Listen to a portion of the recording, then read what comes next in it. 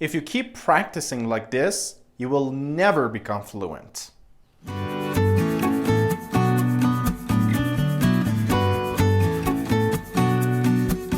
In one of my videos in the past, I explained about fluency. There are two sides to fluency. One side is physical, one side is mental, which I completely explained about the physical side of fluency. If you haven't watched that video, you can check the link somewhere up here. Of course, if you're watching this video on my YouTube channel. And if you're watching this video on my Instagram, you can check this video out. Now, what is the mental side of fluency?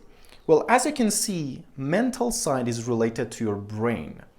Your brain needs to find the words and build English sentences quickly and smoothly. Now let's take a look at a question. How do you learn vocabulary? Learners usually write down the word in English plus the translation into their own language. And after that, they try to memorize it. Well, this method probably going to help you to learn new vocabularies, but it's going to destroy your fluency. Now you might say, okay, Max, what does it have to do with fluency? Well, here is the problem.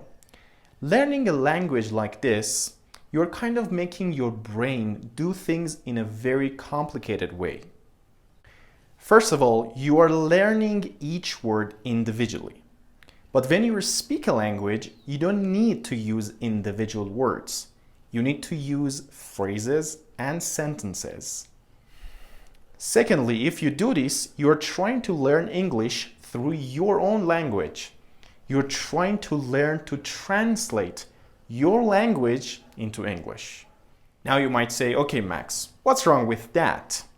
Now imagine you have a sentence in your head in your own language.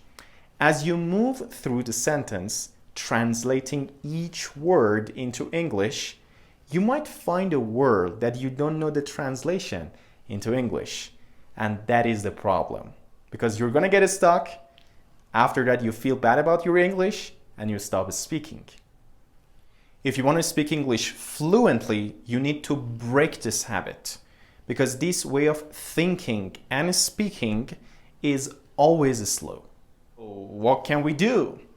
Well, as we said before, you need to learn sentences and phrases.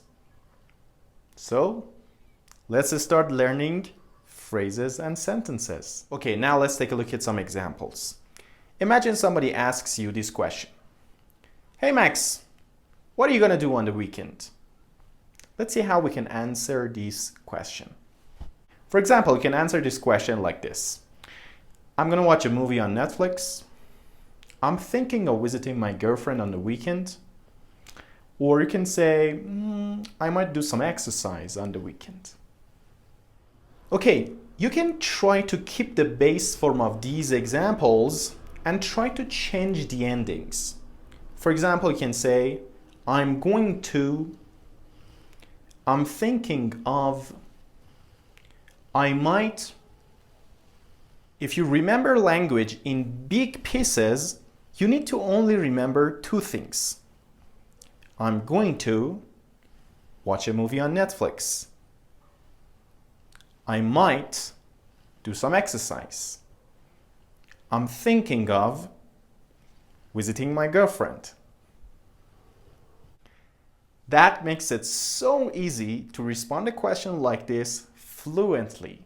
And that's it. If this video was useful, please like this video. And if you're watching this video on my YouTube channel, please subscribe my channel and turn on your notification. Have a great time. Goodbye.